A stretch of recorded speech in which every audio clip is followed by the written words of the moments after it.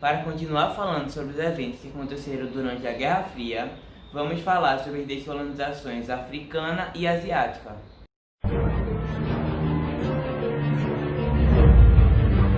Nas primeiras décadas do século XX, a maior parte dos continentes africano e asiático ainda estava sob domínio dos países europeus. Ainda no século XIX, a França, a Inglaterra, a Alemanha, a Bélgica e a Holanda iniciaram o que ficou conhecido como neocolonialismo. Essa prática consistia no domínio econômico, político e territorial de nações e povos inteiros. Mas a partir de 1950 para cima, isso passou a ser duramente questionado pelos povos dessa região. Foi muito interessante que com o fim da Segunda Guerra Mundial, muita coisa mudou.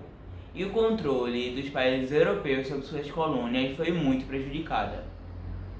A dura situação econômica e política dificultou o domínio exercido por eles.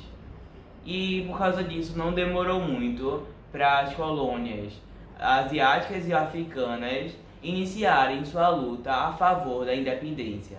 O processo de independência foi estimulado pela Declaração Universal dos Direitos Humanos, promulgado pela ONU. Os Estados Unidos e a União Soviética apoiaram os processos de independência, baseado no princípio de autodeterminação dos povos. Mas o que eles realmente queriam era aumentar suas áreas de influência.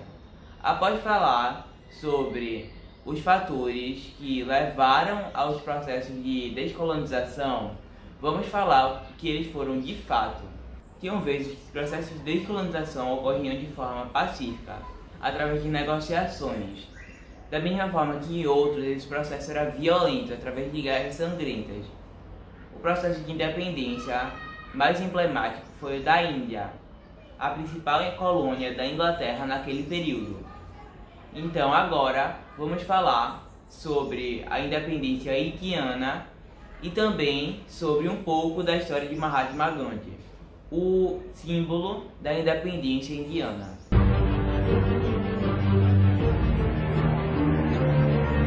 Desde o início de sua colonização, a Índia já resistia bastante ao controle britânico, como por exemplo na Revolta dos Cipaios, que ocorreu em 1857, porém os indianos foram derrotados. Após o fim da Primeira Guerra Mundial, para ser mais exato, em 1919, ocorreu uma revolta liderada pelo advogado e ativista Mahatma Gandhi.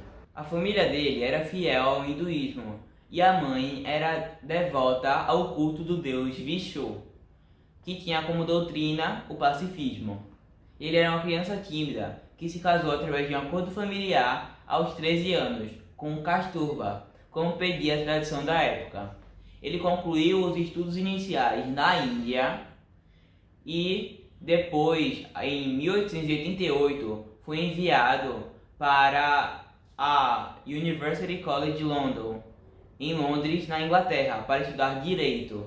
Retornou para a Índia em 1891 e começou a advogar. Em 1893, ele recebeu a oportunidade de representar sua companhia em um caso na África do Sul. Sua estadia lá, que também era uma colônia britânica, o aproximou de desigualdades sociais e discriminação sofridas pelos indianos. As autoridades coloniais e também os habitantes europeus o segregavam constantemente.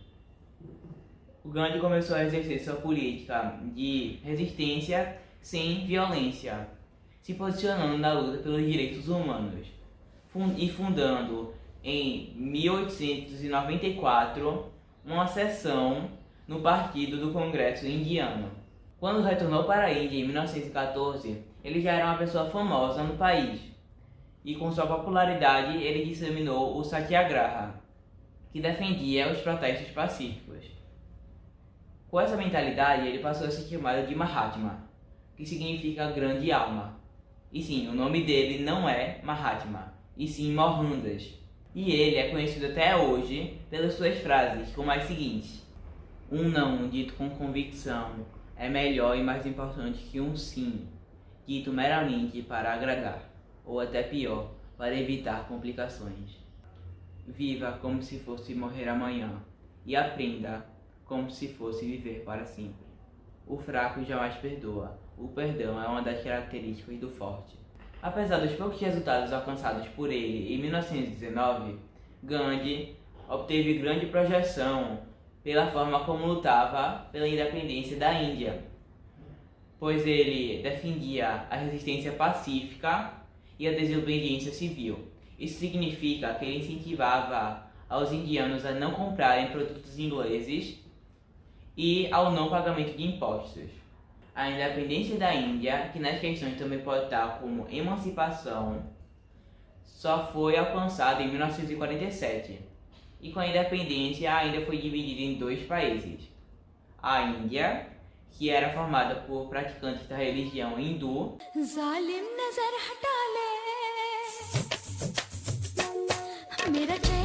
e o Paquistão, formado por praticantes do islamismo, ou seja, por muçulmanos.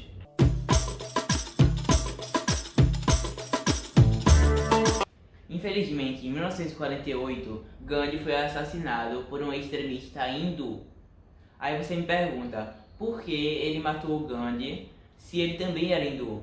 Porque esse cara era extremista, ou seja, ele defendia o uso da violência para solucionar conflitos, enquanto Gandhi era pacifista. O processo de divisão desses dois países resultou na morte de mais de 1 milhão de pessoas, por causa dos conflitos religiosos e pela mudança de muita gente de uma região para outra. Os muçulmanos que viviam na Índia precisaram se mudar para o Paquistão, que em 1971 se separou em oriental e ocidental, em que a parte oriental passou a ser chamada de Bangladesh e a ocidental continuou como Paquistão. E agora, após falar sobre esses eventos, vamos falar sobre a Conferência de Bandung.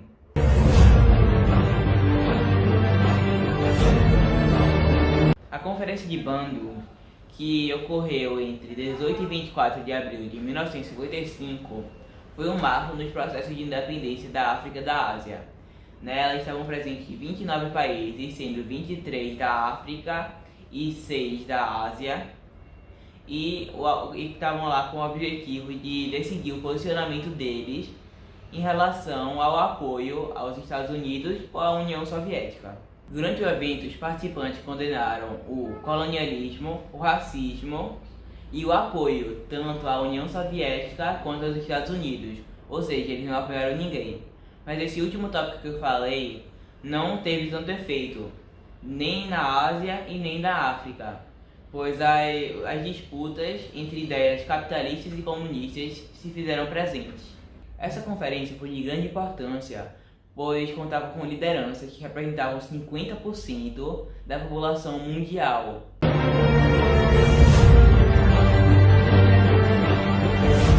A descolonização africana aconteceu como na Ásia, no fim da Segunda Guerra Mundial. E com isso, houve vários movimentos a favor da independência e por causa disso ocorreu o surgimento de vários países. Esses processos foram marcados por violência e por conflitos internos. Isso aconteceu porque lá atrás, na partilha da África, os países europeus dividiram os limites das fronteiras dos países de acordo com seus próprios interesses econômicos. Então, eles estavam pouco se importando pela religião e pela cultura dos africanos. E com a emancipação, houve alguns países que quiseram se separar de acordo com sua cultura e sua religião, e outros que não. Por isso houve o surgimento de várias guerras.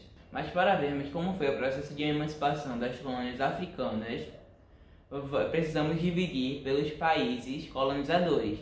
Então vamos ver como foi o processo de independência das colônias francesas e inglesas.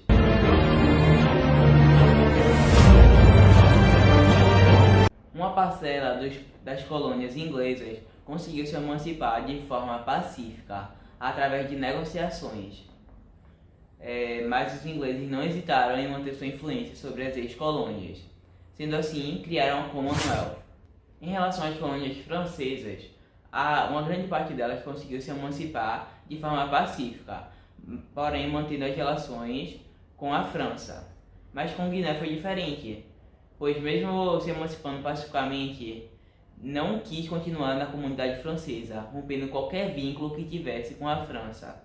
Isso incentivou outras ex-colônias a cortarem os laços com a França. Dentre as colônias de vários países, as colônias que chamaram mais atenção em seu processo de emancipação na África foram as colônias portuguesas. Então vamos falar sobre elas.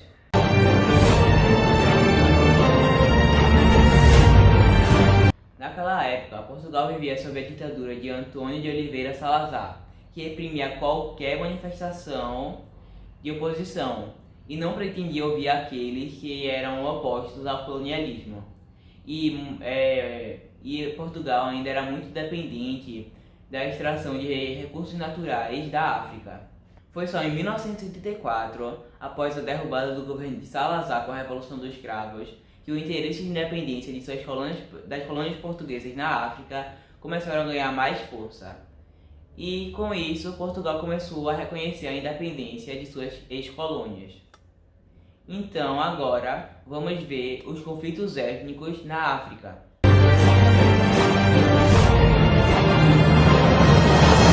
Quando a colonização da África, os africanos deveriam decidir como ficariam suas fronteiras. Isso resultou em guerras sangrentas que chocaram o mundo com a crueldade que a população civil foi tratada, como por exemplo em Biafra, que após um golpe de Estado houve uma grande crise de fome que matou mais de 1 milhão de crianças. Outro conflito que chamou a atenção foi o conflito étnico que aconteceu em Ruanda pelos Tutsis contra os Hutus. Nele houve um genocídio de mais de 800 mil pessoas da minoria Tutsi, que ocupava os cargos mais altos do país, e por um grupo extremista rival, Hutus, que eram ressentidos desde a colonização belga. Depois de falar sobre esses conflitos étnicos, vamos falar sobre o apartheid na África do Sul.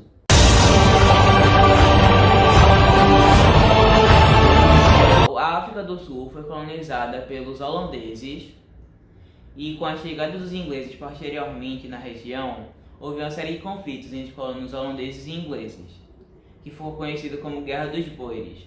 A Inglaterra foi vencedora e passou a ter o domínio da África do Sul.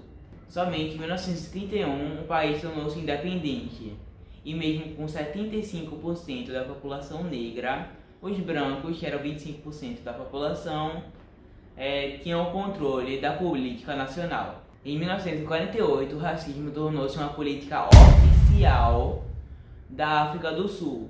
Foi instituído o apartheid, que continuou até 1991.